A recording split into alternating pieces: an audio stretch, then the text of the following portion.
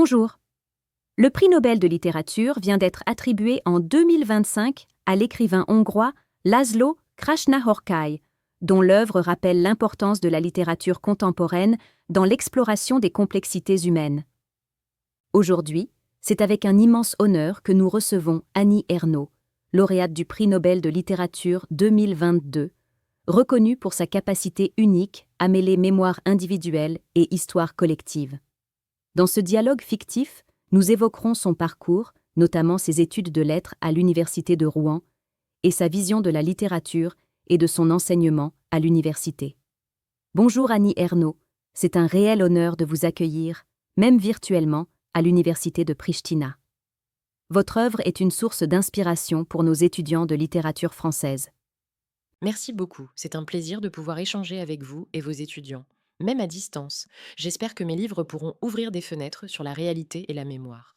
Avant de parler plus en détail de votre écriture, j'aimerais souligner que vous avez étudié les lettres à l'Université de Rouen en Normandie, n'est-ce pas? Comment ces études ont-elles influencé votre parcours d'écrivain? Oui, tout à fait. Ces années à l'université de Rouen ont été déterminantes.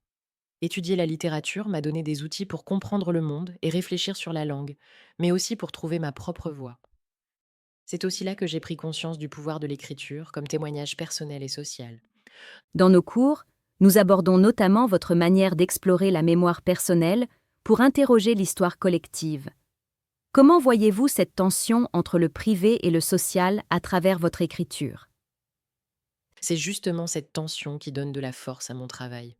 La littérature contemporaine invite à une lecture active, proche du vécu, qui questionne les certitudes, les normes sociales. Cela crée un rapport vivant au texte. Parlant d'enseignement, beaucoup de nos étudiants découvrent la littérature à travers les débats sur genre, mémoire et représentation.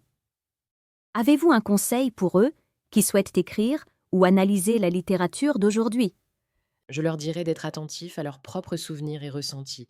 L'écriture est un dialogue intérieur qui se nourrit aussi du monde extérieur. Il faut oser raconter ce qui semble personnel et croire que cela résonnera chez les autres.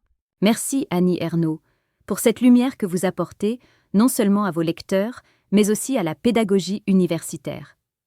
Merci, au revoir. Nous remercions chaleureusement Madame Ernaux pour cet échange inspirant, qui illustre parfaitement le rôle vital de la littérature dans notre monde universitaire et au-delà.